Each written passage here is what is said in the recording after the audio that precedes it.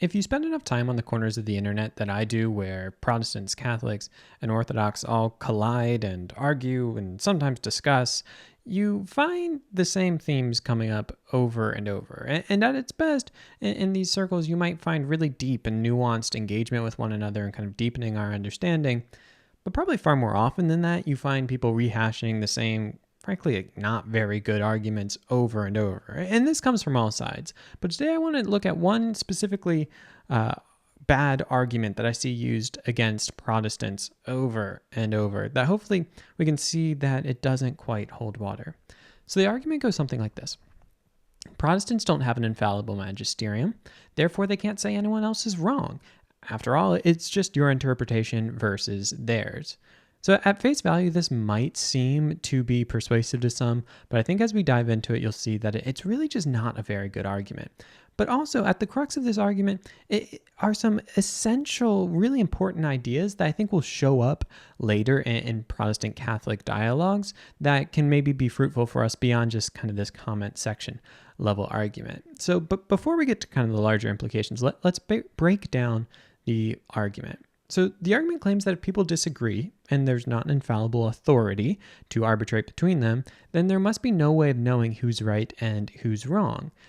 But if we look at this, I don't think that's really the case. Something will quickly seem off. So let's take an example that might be familiar to people who watch these videos. Let's say one person says that C.S. Lewis taught that hell didn't exist, and another person also reading C.S. Lewis and quoting C.S. Lewis, both of them going to the text, say that C.S. Lewis, in fact, does believe that hell exists.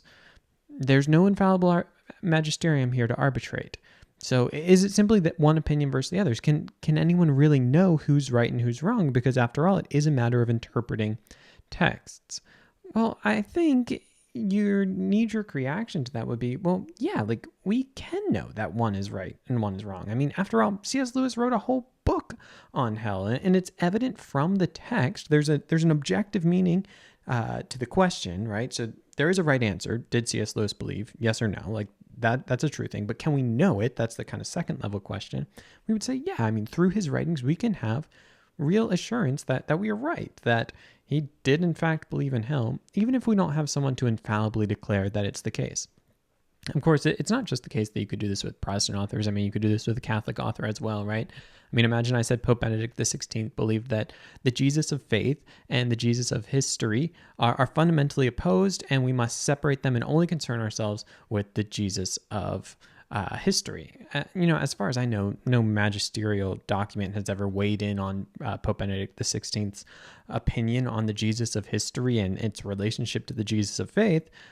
But if you read his works, you would know that, well, of course, he's not saying that we should only care about the Jesus of history and that, the Jesus of faith is something entirely different, right? You'd be justified in saying that. Even if someone else wanted to use his work to say otherwise, you could say that, no, listen, like if we read this right, if we apply the right methods, we can get to his meaning, even if the magisterium hasn't and never does weigh in on this. But there's an interesting question here where you might say, well, but at least the magisterium could weigh in, and then we could really know. But I think there's a dangerous thing that happens when people take this line, because traditionally knowledge is considered to be justified true belief. And what I worry is that sometimes in our kind of internet arguments, we're raising the bar of justified so high to mean something essentially of knowledge is infallibly declared true belief. If that's the case, though, our knowledge would be quite slim. I mean, there's really only so many things that have been infallibly declared. What seems to be under this idea that without a magisterium, all interpretations are equal, or at least you can't assert that yours is better, there seems to be a skepticism regarding our ability to interpret texts generally. I mean, I constantly hear that's your interpretation, or a Protestant says something about scripture and it's like, okay, great, well, that's just your interpretation. As we've seen though, I mean, there's at least some instances where we can interpret texts confidently.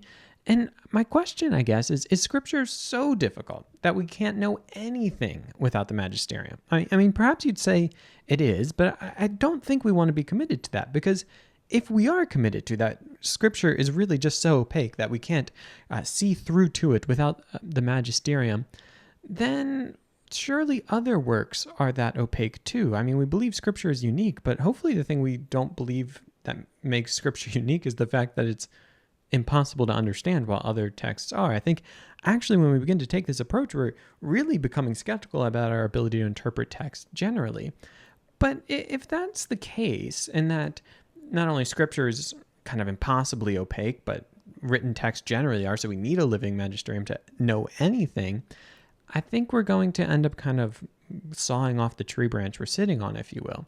Because the very works you would go to establish the authority of a magisterium, to kind of have justification that that belief is in fact true, are likely kind of equally opaque, right? I mean, if Scripture is this complicated, it's likely that the historical text that we'd go to of the church fathers and the witness throughout the centuries are going to be equally opaque. And if you kind of just keep pushing it back and say, well, I believe in the magisterium because Jesus declared it to be so, eventually you're going to get back to people and texts. It's going to be not just my interpretation of Scripture versus the magisterium, but to establish the magisterium, we're going to get to my interpretation of history versus yours. And if you say it's the church's interpretation of history, I mean, eventually to establish the fact that it's worth submitting to the church, you're probably going to have texts in that argument, and you're going to have to interpret them. And you're going to believe you're doing so rightly. And that's okay. And that's good. I think you should, but have confidence that you can interpret text correctly and come to accurate conclusions.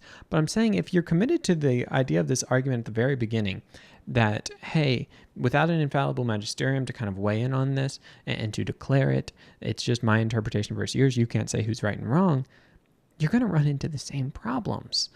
And that's really all I want to establish here. Now, this doesn't mean that having an infallible magisterium isn't a good thing or helpful. Doesn't mean that the magisterium isn't infallible. I mean, that would be a much different argument to make. It's simply to say that this argument that I hear repeated again and again, Protestants can't say that Jehovah's Witnesses are wrong or Mormons are wrong because they're reading the Bible and they have their interpretation, you have your interpretation, and all interpretations must be equal without a magisterium to arbitrate. It just doesn't really hold water. So let's kind of review here. We've seen that, one, we don't apply these principles consistently, right? We believe we can know things without an infallible magisterium based on our interpretation of texts, like we would do with C.S. Lewis or any number of other texts.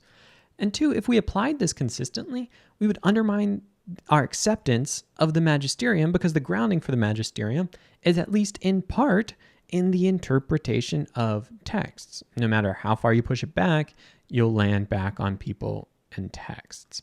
So I worry that in our dialogues, we're reaching too high and simultaneously thinking of ourselves too low. Here's what I mean. We seem to accept that infallibility is necessary for knowledge, which is a wild bar. I mean, we've made faith a matter of certainty, and lacking kind of modernity's preferred means of gaining certainty through empirical research, we've just turned to authoritative certainty as though that kind of fixes all the problems, even though that's not how we have to operate at all times. Again, not saying it's not helpful at times, not saying it's not good for the church, I'm just saying we might be placing the bar too high.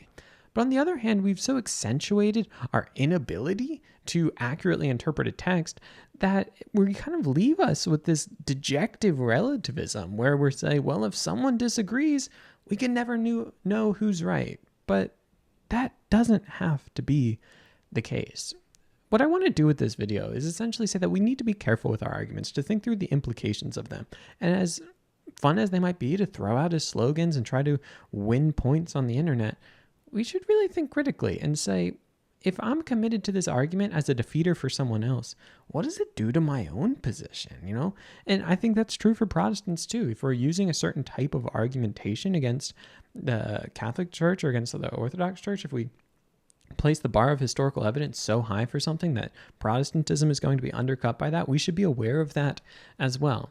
But this is just one argument that I see a lot that hopefully maybe we can think about a little better and engage with one another in a more charitable way, because ultimately that's the goal of videos like these. It's not to win points. Here I haven't established that Protestantism is true or that the magisterium is false. All I've done is say that this particular argument doesn't seem to work that well. And so if we want to have better dialogues, let's turn to better arguments.